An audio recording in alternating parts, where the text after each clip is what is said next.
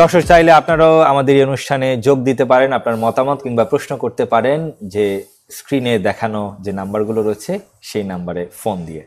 মূল আলোচনায় ফিরবো, শুরু করতে চাই কামাল ভাইকে দিয়ে। কামাল ভাই, যেটা বলছিলাম যে পরিবর্তন এলো, আসলে একটা রাজনৈতিক পরিবর্তনের ছোঁয়া এখনো পর্যন্ত হকি ফেডারেশনে দৃশ্যমান হয়নি, যদিও বেশ কিছু হকির সাধারণ সম্পাদক থেকে শুরু করে ভাইস প্রেসিডেন্ট থেকে শুরু করে তারা অনেকেই আসলে এই মুহূর্তে তারা কোথায় আছেন আমরা হয়তো বা তাদের ট্রেস করতে পারছি না।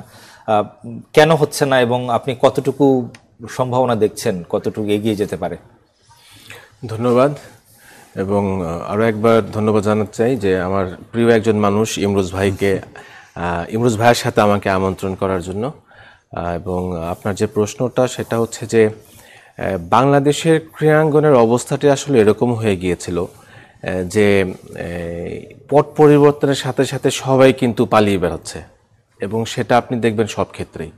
সেটা যদি আমরা পলিটিক্যালি দেখি, মিডিয়াতে দেখি এবং স্পোর্টসেও দেখি, সবাই কিন্তু পালিয়ে বেড়াচ্ছে। তো প্রথম কথা হচ্ছে যে আমি এমন কোনো কাজ করব না যে কোনো কারণে বাংলাদেশের রাজনৈতিক কোনো পরিবর্তন, অবশ্যই সেটা আমাদের করা উচিত না। অন্তত ক্রীড়া সংগঠক অবশ্যই সেটা ক্রীড়াঙ্গনে তো অবশ্যই, কারণ ক্রীড়াঙ্গনের মানুষের আমার মনে হয় যে গ্রহণযোগ্যতা সবার কাছে অনেক বেশি থাকে এবং থাকা উচিত, থাকেও। তো সেই ক্ষেত্রে বাংলাদেশে যে অবস্থাটা এখন হয়েছে, আপনি দেখেন ক্রিকেটে একই অবস্থা, ফুটবলে একই অবস্থা, এবং আমাদের হকিতেও একই অবস্থা। এবং আমরা গত কিছুদিন আগে আমরা একটা সমাবেশ করেছিলাম যে আমাদের একটা অ্যাডহক কমিটি গঠন করা হোক। তো সেই ক্ষেত্রে এখন পর্যন্ত এক সপ্তাহ আগে, এই মঙ্গলবার গত, রাইট। তো সেই ক্ষেত্রে আমরা এখন পর্যন্ত সেরকম কোনো আশ্বাস কিংবা কোনো কিছুই আসলে আমরা এখনো পাইনি বা নিউজ পাইনি। হয়তো আমার কাছে মনে হচ্ছে যে বন্যার কারণে হয়তো আমাদের এই প্রসেসটা একটু পিছিয়ে গিয়েছে। তো আশা করব যে বাংলাদেশের হকিতে এমন একটা এখন তো অ্যাডহক কমিটি আসবে, তো অ্যাডহক কমিটি এমন একটা অ্যাডহক কমিটি হবে যেখানে আমাদের ক্রীড়াঙ্গনের মানুষরাই থাকবে এবং হকি লাভাররা থাকবে, এবং সেই সাথে হকিকে সুন্দর একটা প্ল্যাটফর্ম দিতে পারে সেরকম পরিকল্পনা করার মতো লোকজন থাকবে সেখানে। জি, প্রশ্ন করতে চাই ইমরোজ ভাইয়ের কাছে, কি মনে হচ্ছে যে কেমন অ্যাডহক কমিটি যে বলছেন হবে? তিনি দাবি করছেন যে যারা হকির সাথে জড়িত তারাই যেন হয়, তার সম্ভাবনা আপনি কতটুকু দেখছেন? এবং যারা এই এক সপ্তাহ আগে যারা আন্দোলন করেছিলেন তারা সবাই মোটামুটি হকি অঙ্গনেরই মানুষ ছিলেন। দেখুন, কামাল অনেক সুন্দর করে বলেছে। আমি একটা কথা আপনাকে বলতে চাই, ধরেন 80-র দশক থেকেই যদি ধরি বা তার কিছু আগের থেকে ধরি, আমরা যারা তখন খেলেছি সেই সময় থেকে আজ পর্যন্ত যাদেরকে দেখছি ঘুরে ফিরে কিন্তু ওনারাই হকির অঙ্গনে আছেন। কিছু একটা পরিবর্তন হয়, যখনই রাজনৈতিক একটা পরিবর্তন আসে সরকারে, তখনই কিছু লোক রাজনৈতিক বিবেচনায় তারা ক্রীড়াঙ্গনে জড়িত হন। আমি এটা খারাপ বলবো না, তাদের কর্মকাণ্ডগুলো আমাদেরকে সবাইকে শঙ্কিত করে যে তারা যখনই এটার সাথে ইনভলভ হন তারা আসলে খেলাধুলাটাকে প্রায়োরিটি না দিয়ে তারা অন্য জিনিসপত্রতে প্রায়োরিটিতে চলে যায়। সেই জায়গাটায় থেকেই অনেক সময় দেখা যায় এই বিশেষ বিবেচনায় যারা বিভিন্ন কাভারে বিভিন্ন ফেডারেশনে ঢুকেন তাদের কাছ থেকে কাঙ্ক্ষিত সেই ফলাফলটা আমরা পাইনি। এর জন্যই ডিমান্ড হয় যারা হকি খেলেছেন তারাই হকিতে থাকবেন বা তারাই আসবেন। আসলে জিনিসটা তেমনটাও হওয়ার কথা না, কারণ শুধু হকি প্লেয়ার হকি চালাবে, অর্গানাইজাররা কোথায় যাবেন? তারাই তো হকির ক্লাবগুলোকে পৃষ্ঠপোষকতা করেন, তারাই প্লেয়ারদেরকে তৈরি করেন, তাদেরকেও আসতে হবে।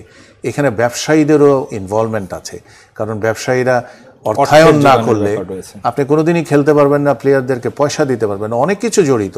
সুতরাং ঢালাওভাবে বলা যাবে না এনাকে আনলেই বা উনি আনলে ওই ক্যাটাগরি হলেই এটা ঠিক হবে।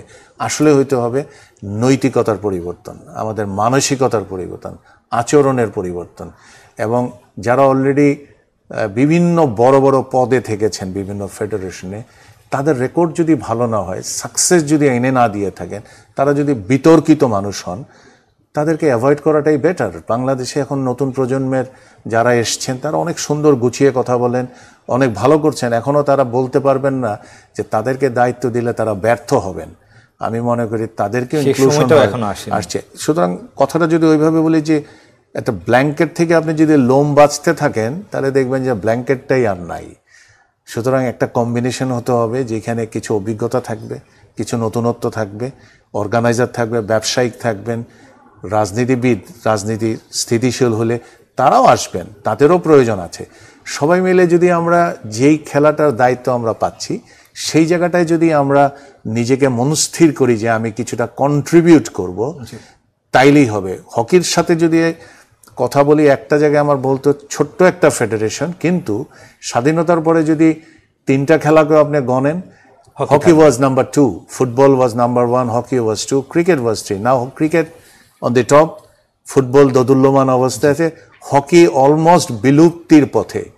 এবং এই বিলুপ্তির কারণটা হচ্ছে হকি এখন আমার কাছে ব্যক্তিগতভাবে মনে হয় এক্সিস্টিংস অফ বিকেএসপি ইজ স্টিল দি হকির রেকর্ডটা এখনো ধরে রেখেছে।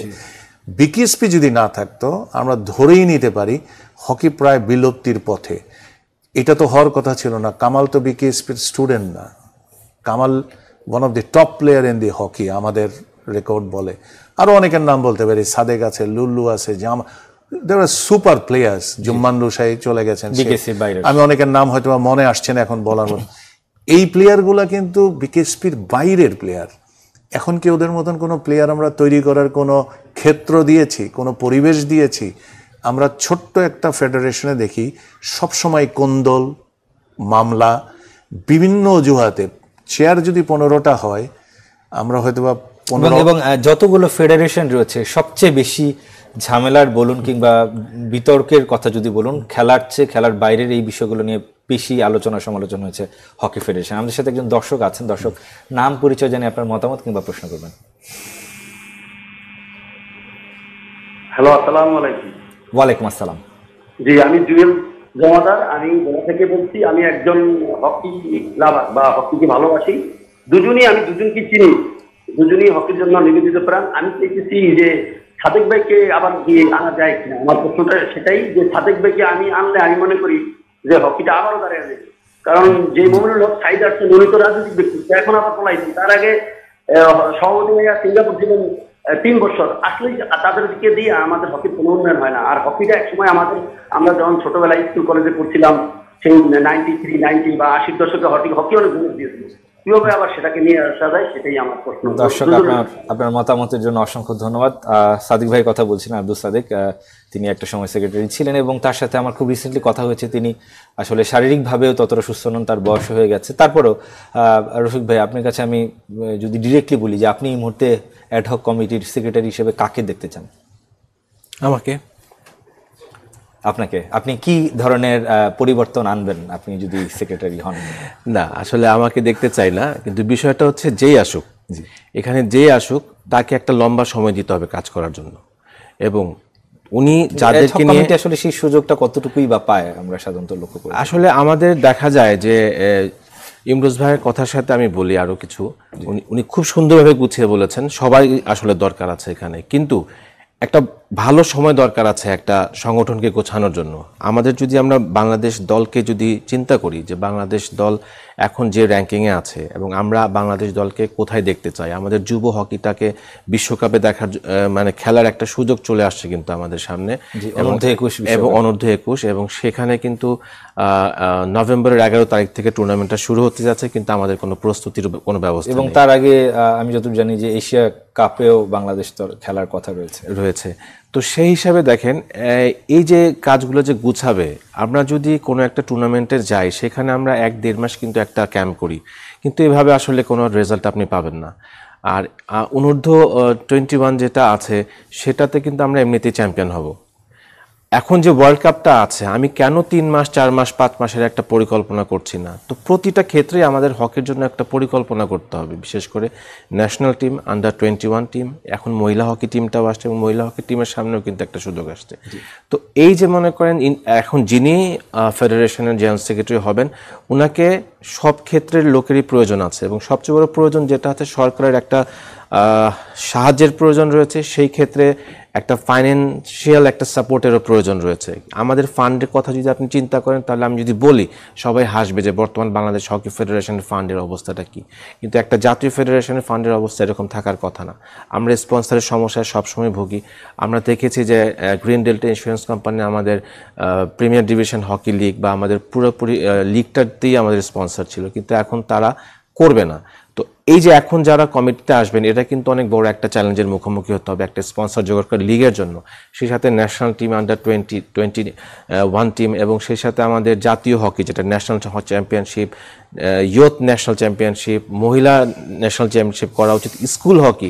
এই যে এখানে আসলে অনেকগুলো কাজ আছে। সেই সাথে ঢাকার বাইরে যে লিগগুলো হয় সেই লিগগুলোকে নিয়ত করা, এবং ঢাকায় যে লিগটা হয় সেটাকেও আমরা যদি প্রতি বছর করতে পারি, তাহলে কিন্তু আমাদের একটা জায়গা তৈরি হয় আমাদের টার্গেট সেট করার, যে আগামী 4 বছর পরে আমরা কোথায় গিয়ে দাঁড়াতে পারবো। এবং ক্লাবগুলো যে সমস্যায় ভুগছে, বিশেষ করে আমাদের হকি ক্লাবগুলো, তাদেরকে কিভাবে ফিনান্সিয়ালি সাপোর্ট করা যায়। কারণ হকিতে আসলে লোকজন আসে না, সাপোর্ট করতে আসে না বা ডোনেটও করতে আসে না। কারণ আমাদের হকি খেলাটা হয় 2 বছর 3 বছর পরে, 1 বছর লিগ হলো 3 বছর নাই। তো আমি যে ডোনেট করেছে আমার ক্লাবকে, আমি তাকে আবার 2 বছর পরে 3 বছর পরে পাবো কিনা আমি সেটাও জানি না।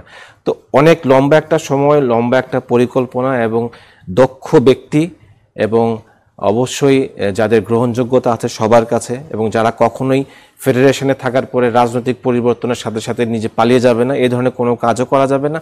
সব কিছু মিলিয়ে সুন্দর একটা প্ল্যাটফর্ম আমাদের তৈরি করে দিতে হবে আমাদের নেক্সট জেনারেশনের জন্য। জি, একটু সংক্ষেপে জানতে চাই, যেহেতু আমাদের একটা বিরতির সময় হয়ে গেছে, তারপর সংক্ষেপে জানতে চাই যে এটা তো আসলে ওতপ্রোতভাবে জড়িত। আপনি যখন ভালো রেজাল্ট করবেন তখনই ভালো স্পন্সর আপনি পাবেন, তখনই হয়তো বা খেলার উন্নয়ন হবে। আমাদের জার্মানিতে যাওয়ার কথা ছিল, 2 মাসে একটা ক্যাম্প করার কথা ছিল, সেটিও হয়নি। আলটিমেটলি খেলার উপর একটা দারুণ প্রভাব পড়ছে, একটা নেগেটিভ প্রভাব পড়ছে আসলে। আলটিমেটলি ফেডারেশনের যারা কর্মকর্তা আছেন কিংবা ফেডারেশনের অবশ্যই সেই দায় নেয় কিনা ফেডারেশন? অবশ্যই ফেডারেশনকে দায় নিতে হবে। বর্তমান যুগে যে কোনো খেলা ইজ এ কমোডিটি। আপনি যে কমোডিটিটা তৈরি করবেন, এটা মানুষের কাছে উপস্থাপন যদি সঠিকভাবে না করতে পারেন, এটার মূল্যায়ন আপনি পাবেন না। এবং যখনই আপনি করতে পারবেন তখনই আপনার কাছে প্রচুর স্পন্সর আসবে, আপনারা মিডিয়ারাও যাবেন, কারণ আপনাদেরও তাদেরকে বেস করে তখন আপনি কিছু প্রচার করবেন। ওই সময় কিন্তু দেখবেন অনেকটাই আমরা উপরে উঠতে পারবো। এখন হকির কোনো রেজাল্ট নাই। আমাদের সর্বোচ্চ এবং ভালো রেজাল্ট যেটা ছিল সেটা 85-তে আমরা এশিয়া কাপ খেলেছিলাম, সেখানে আমরা 5th হয়েছিলাম। এরপরে কখনোই আপনি কিন্তু শোনেন নাই আমরা কোনো সময় 4th পজিশনে এসেছি। Always it was 5th and below. তার মানে আমরা কি একই জায়গায় রয়ে গেছি?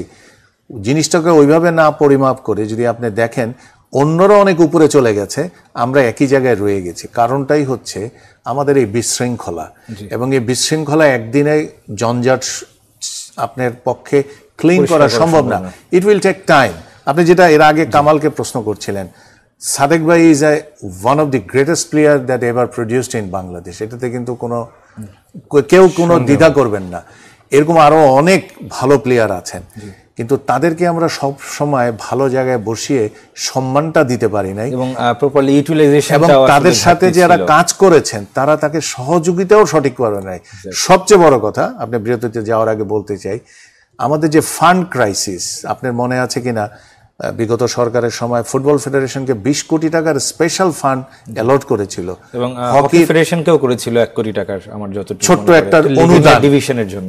ইট ওয়াজ ছোট্ট একটা অনুদান। কিন্তু আমাদের যদি একটা বড় পরিমাপের টাকা হকি ফেডারেশনে না আসে, যেটা থেকে আপনি একটা মান্থলি রেগুলার ইনকাম থাকবে, hockey federation will not exist. আমি অবশ্যই, যেহেতু রাষ্ট্র সংস্কারের কাজ চলছে, সেখানটা থেকে হকি ফেডারেশন একটা সংস্কার, রেডিক্যাল সংস্কার আমরা আশা করতে চাই।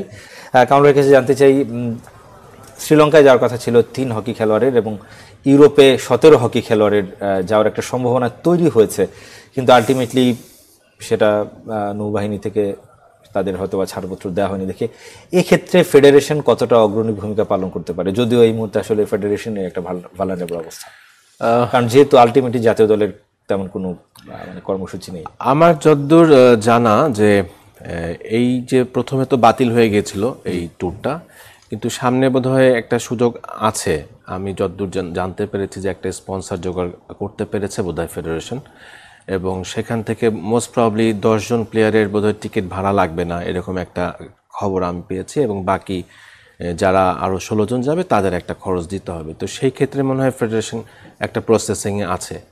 আর শ্রীলঙ্কার বিষয়টা আমার আসলে এটা আমি ঠিক জানি না। ফ্র্যাঞ্চাইজি লিগে খেলার জন্য শ্রীলঙ্কা যাওয়ার কথা ছিল, একইভাবে ইউরোপেও আসলে 17 জন যাওয়ার কথা ছিল সেই ফ্র্যাঞ্চাইজি লিগ খেলতে, এবং গেরহার্ড পিটার পুরোটা ফেডারেশনে এখন কিন্তু প্রেসিডেন্ট এবং আমাদের জয়েন্ট সেক্রেটারি যিনি আছেন আরিফুল হক প্রিন্স, উনি আছেন, আর বোধহয় আমাদের ট্রেজারার আছেন। আর এগুলো করার ক্ষেত্রে অবশ্য ফেডারেশনের ভিতরে কি ধরনের কার্যক্রম পরিচালনা হচ্ছে, যেহেতু আমরা এখন ফেডারেশনে নেই, সেক্ষেত্রে আমি স্পষ্টভাবে কোনো কিছু বলতে পারবো না। তো আশা করব যে সমস্যা আছে প্লেয়ারদের ইউরোপে যাওয়ার সুযোগটা যেন বাংলাদেশ হকি ফেডারেশন করে দিতে পারে, সেটা যেভাবে সম্ভব। কারণ নেক্সট আমাদের যে নভেম্বরে যে টুর্নামেন্টটা আছে, এখানে ইয়াং কিছু প্লেয়ারও আছে যারা ওই আন্ডার 21 টিমের প্লেয়ার ছিল। আমার মনে হয় এই ধরনের ট্যুর করতে পারলে বাংলাদেশের জন্য ভালো হবে নেক্সট ট্যুরটার জন্য। জি, ইমরোজ ভাই জানতে চাই, যেটা কামাল ভাই বলছিলেন যে 1 বছর খেলা হলে প্রিমিয়ার ডিভিশনটা প্রায় 3 বছরের মতো হয় এবং অনেকগুলো লিগ এই মুহূর্তে বন্ধ রয়েছে, সেটা কিভাবে দ্রুত শুরু করা যায় এই অ্যাডহক কমিটির অধীনেই? আবার ওই একই কথাই বলবো, আমাদের মানসিকতা পরিবর্তন করতে হবে। আমরা তো অসহযোগিতা করি, হঠাৎ করে ক্লাবদের যে কোনো একটা কিছুর ইস্যু হলেই আমরা খেলবো না। হকিটা তো বেসড অন দি ক্লাব। আপনি যত বড়ই নেতাকে এবং যত বড় মানুষকে আপনি হকির দায়িত্ব দেন না, ক্লাবগুলোকে সহযোগিতা করতে হবে এবং ফেডারেশনকেও ইন্টার্ন ক্লাবদেরকে সহযোগিতার হাত বাড়িয়ে দিতে হবে। এই দুইজনের কম্বিনেশন ছাড়া you cannot progress in hockey, হতেই পারে না। কারণ আপনি দেখবেন ক্রিকেটটা কিন্তু নেশন বেসড খেলা, এখন হয়তো বা ফ্র্যাঞ্চাইজির কারণে ক্লাব বেসড হচ্ছে। Football and hockey is always the club based, it's not nation based. So এইখানে ক্লাবগুলোকে যদি আপনি বাঁচতে না দেন এবং ক্লাব যদি মনে করেন ভিন্ন মতামতের ভিন্ন আদর্শের মানুষ হওয়াতে আপনার প্রতিদ্বন্দ্বী হিসেবে আপনি মনে করলেন অথবা ক্লাব মনে করলো, অসহযোগিতা করে যদি আমি কামালকে সরাতে পারি, I get a place in the federation, এরকম আচরণ যদি আমাদের থাকে, জাতীয় স্বার্থকে বিসর্জন দিয়ে আপনি কোনোদিনই এটা প্রগ্রেস করতে পারবেন না। হয় ক্লাবগুলোকে চিন্তা করতে হবে, সেই কর্মকর্তাকে কি তারা সরিয়ে জাতীয় স্বার্থের কথা চিন্তা করবেন কিনা। একইভাবে আবার ফেডারেশনকেও চিন্তা করতে হবে, কোনো ক্লাবকে কি আমরা কোনো কারণে বঞ্চিত করছি কিনা কোনো কিছু থেকে। এখানে একটা বসে নিজেদের মধ্যে আলাপ করে সব ঠিক করতে হবে। বা দুঃখজনক হলেও সত্য, যেহেতু অনেক দিন থেকে এগুলো দেখছি আমরা অনেক সময় কথা অনেক কিছু বলি, বা টেবিলে বসার পরেও কিছুটা সম্মতি দেই, বা টেবিল থেকে সরে গেলেই আমরা আবার সবাই পৃথক একটা এন্টিটিতে তৈরি হই এবং আমরা we never work for hockey, মুখে বলি, কাজ করি না। এবং আপনি একা কিন্তু হকিকে এগিয়ে নিতে পারবেন না। আপনি যদি অবশ্যই সম্মিলিতভাবে হকির যারা শুধুমাত্র হকি খেলোয়াড়, যারা সাবেক খেলোয়াড় আছেন, সংগঠক আছেন, তাদের সবারই, ইভেন যারা ব্যবসায়ী আছেন তাদের সবারই, এবং পরিশেষে রাষ্ট্র কিংবা সরকার, তাদের সবারই আসলে এখনই দারুণ একটা সুযোগ তৈরি হয়েছে এই সংস্কারের পাশাপাশি যেন সেই হকির সংস্কারও সম্ভব হয়। শেষ করতে হচ্ছে ক্লেমন বিয়ন্ডার গ্যালারি। ভালো থাকবেন, সুস্থ থাকবেন সবাই।